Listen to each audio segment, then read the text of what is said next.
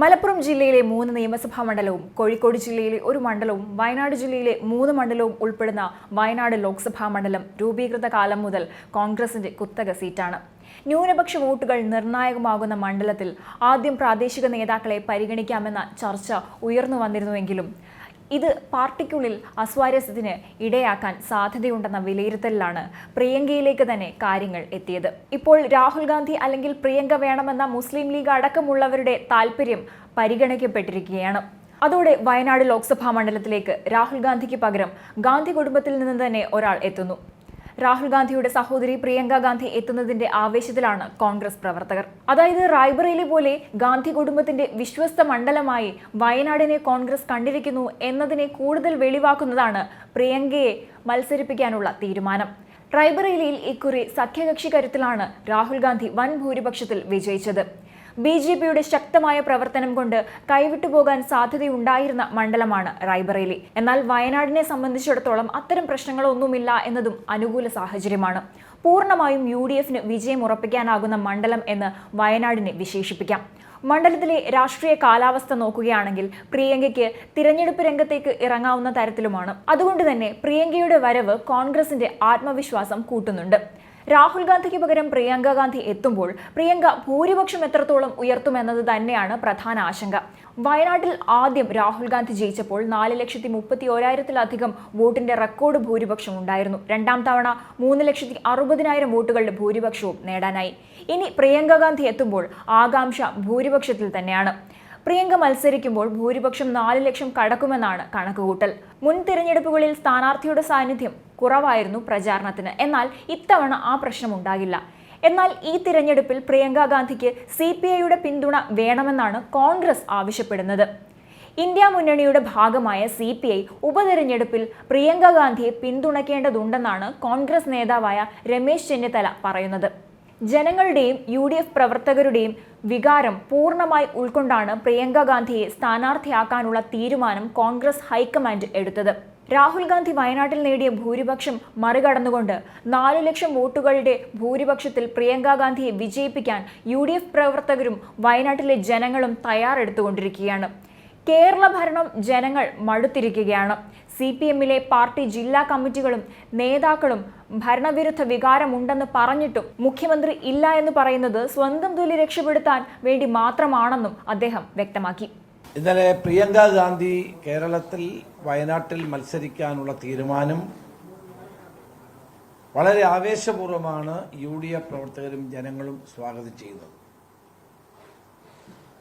ശ്രീ രാഹുൽ ഗാന്ധി 3,64,422 വോട്ടിനാണ് ജയിച്ചതെങ്കിൽ ആ ഭൂരിപക്ഷം മറികടന്നുകൊണ്ട് 4 ലക്ഷത്തിലധികം വോട്ടുകളുടെ ഭൂരിപക്ഷത്തിന് പ്രിയങ്ക ഗാന്ധിയെ വിജയിപ്പിക്കാൻ UDF പ്രവർത്തകരും വയനാട്ടിലെ ജനങ്ങളും തയ്യാറെടുത്തുകൊണ്ടിരിക്കുകയാണ്. ശ്രീ രാഹുൽ ഗാന്ധി വയനാട്ടിലെ ജനങ്ങളെ അകമഴിഞ്ഞ് സ്നേഹിക്കുന്ന വ്യക്തിയാണ്. ഒരു നിർണായക ഘട്ടത്തിൽ അദ്ദേഹത്തെ കലവറയില്ലാത്ത പിന്തുണ നൽകിയവരാണ് വയനാട്ടിലെ ജനങ്ങൾ. പക്ഷെ അദ്ദേഹം റായ്ബറേലിയിലൂടെ മത്സരിക്കാൻ പാർട്ടി തീരുമാനിച്ചപ്പോൾ സാങ്കേതികമായി ഒരു സീറ്റ് മാത്രമേ നിലനിർത്താൻ കഴിയൂ. അങ്ങനെ വന്ന സാഹചര്യത്തിൽ വടക്കേ ഇന്ത്യയിൽ BJPയുമായി നേരിട്ട് ഏറ്റുമുട്ടേണ്ട സാഹചര്യം നിലനിൽക്കുന്നതിനാൽ കഴിഞ്ഞ ലോക്സഭാ തെരഞ്ഞെടുപ്പിൽ ശ്രീ രാഹുൽ ഗാന്ധിയുടെ സാന്നിധ്യം റായ്ബറേലിയിൽ ഉണ്ടായതുകൊണ്ടാണ് വലിയൊരു വിജയം UPയിൽ ഉത്തർപ്രദേശിൽ ഉണ്ടായത് കൂടി കണക്കിലെടുത്തുകൊണ്ടാണ് അദ്ദേഹം വയനാട് രാജിവെക്കാനുള്ള തീരുമാനമെടുത്തത്. ഇന്ന് പ്രിയങ്ക ഗാന്ധി വരുന്നതോടുകൂടി കേരള രാഷ്ട്രീയത്തിലും വലിയ തോതിലുള്ള ദൂരവ്യാപകമായ മാറ്റങ്ങൾ ഉണ്ടാകും എന്ന കാര്യത്തിൽ സംശയമില്ല. ജനങ്ങളിലും പ്രത്യേകിച്ച് UDF പ്രവർത്തകരിലും വലിയ ആവേശമാണ് ഇന്നലത്തെ തീരുമാനം കൊണ്ട് ഉണ്ടായിരിക്കുന്നത്. തീർച്ചയായും ഞങ്ങൾ ജനങ്ങളുടെ പ്രതീക്ഷയ്ക്കൊത്ത് ഉയർന്ന് അവിടെ പ്രവർത്തിക്കും എന്ന കാര്യത്തിൽ സംശയമില്ല. ഇന്ത്യ മുന്നണിയുടെ ഭാഗമായ CPI ഒരു സ്ഥാനാർത്ഥിയെ എന്തിനാണ് നിർത്തുന്നത് എന്നെനിക്ക് മനസ്സിലാകുന്നില്ല. കഴിഞ്ഞ തവണയും അവർ മത്സരിച്ചു. അനുഭവം എന്താണ് എന്ന് ജനങ്ങൾ കണ്ടതാണ്. ഇത്തവണ ഉപതെരഞ്ഞെടുപ്പ് നടക്കുമ്പോൾ വാസ്തവത്തിൽ അവർ പ്രിയങ്ക ഗാന്ധിയെ പിന്തുണയ്ക്കേണ്ടതാണ്. അതിന് പകരം അവർ സ്ഥാനാർത്ഥിയെ നിർത്താനുള്ള തീരുമാനമാണെങ്കിൽ അത് അടുത്തൊരു ഹിമാലയൻ ബ്ലണ്ടറാകും എന്ന കാര്യത്തിൽ സംശയമില്ല. അതേസമയം കന്നി മത്സരത്തിനായി കേരളത്തിലേക്ക് പ്രിയങ്ക എത്തുന്നതിന്റെ ആവേശത്തിലാണ് കേരളത്തിലെ കോൺഗ്രസ് പാർട്ടി. രാഹുൽ ഗാന്ധി മണ്ഡലം ഒഴിഞ്ഞെന്ന പരിഭവമില്ലാതെ വീണ്ടും ഒരു തിരഞ്ഞെടുപ്പ് പ്രചാരണത്തിലേക്ക് സംസ്ഥാന കോൺഗ്രസ് നേതൃത്വത്തിന് ഇറങ്ങാനാകും. രാഹുൽ ഗാന്ധി വയനാട്ടിൽ അപ്രതീക്ഷിത സ്ഥാനാർത്ഥിയായിരുന്നെങ്കിൽ പ്രിയങ്ക ഗാന്ധി കോൺഗ്രസുകാർ ആഗ്രഹിച്ച സ്ഥാനാർത്ഥിയാണ്.